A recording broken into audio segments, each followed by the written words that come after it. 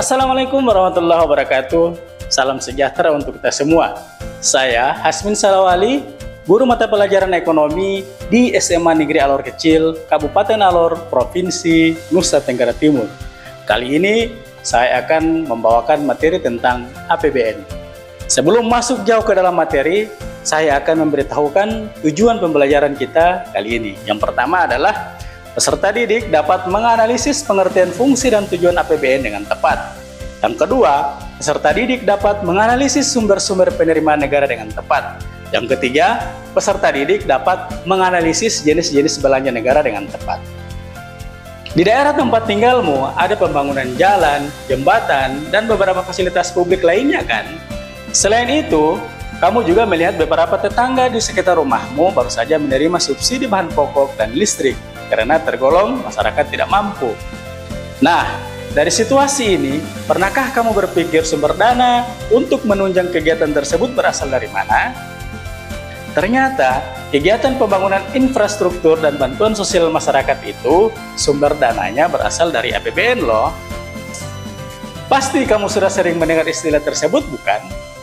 Lalu, sebenarnya apa itu APBN? Berdasarkan Undang-Undang Nomor 17 Tahun 2003 Pasal 1, anggaran pendapatan dan belanja negara atau APBN itu adalah berupa rencana keuangan tahunan pemerintah negara yang disetujui oleh Dewan Perwakilan Rakyat atau DPR. Atau lebih jelasnya, daftar yang merinci segala pendapatan dan pengeluaran suatu negara dalam satu periode. Diibaratkan di keluargamu nih, APBN ini seperti anggaran pendapatan dan belanja yang ibu kamu buat di rumah. Tapi bedanya, kalau APBN ini dibuat pemerintah dan bersifat tahunan. APBN ini salah satu perwujudan pasal 23 Undang-Undang Dasar 1945. APBN ini memiliki 6 fungsi yang harus dijalankan.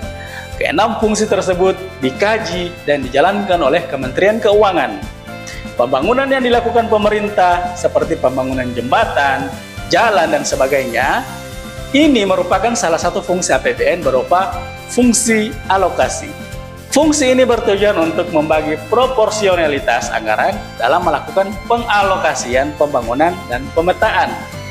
Selain itu, ada fungsi yang bertujuan untuk penyaluran dana kepada masyarakat berdasarkan alokasi yang sudah ditetapkan. Fungsi ini dinamakan adalah fungsi distribusi. Lihat ketika harga barang dan jasa naik, maka pemerintah akan menaikkan pajak. Kegiatan ini bertujuan untuk menstabilkan keadaan ekonomi, di mana ini merupakan fungsi dari APBN berupa fungsi stabilisasi. Ada juga fungsi anggaran, di mana ini mengandung arti bahwa anggaran negara adalah tonggak atau pokok pelaksanaan pendapatan dan belanja dalam setiap tahunnya. Selain itu ada fungsi perencanaan. Dari namanya saja, kita sudah mengetahui fungsi ini untuk mengalokasikan sumber daya sesuai dengan apa yang sudah direncanakan setiap tahunnya. Dan yang terakhir adalah fungsi regulasi, di mana APBN digunakan untuk mendorong kebutuhan ekonomi suatu negara dan bertujuan jangka panjang untuk meningkatkan kemakmuran rakyat. APBN juga memiliki tujuan yang harus kamu ketahui.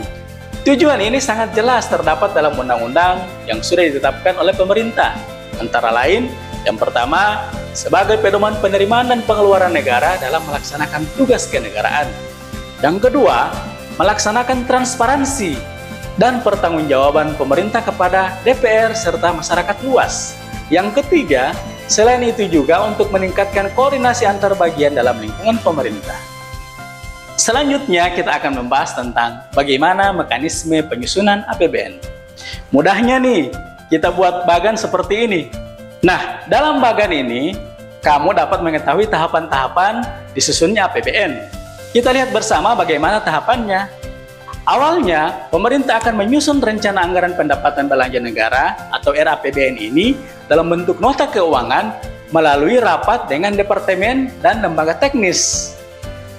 Kemudian, pengajuan RAPBN oleh pemerintah kepada DPR. Selain itu, DPR membahas RAPBN dalam sidang.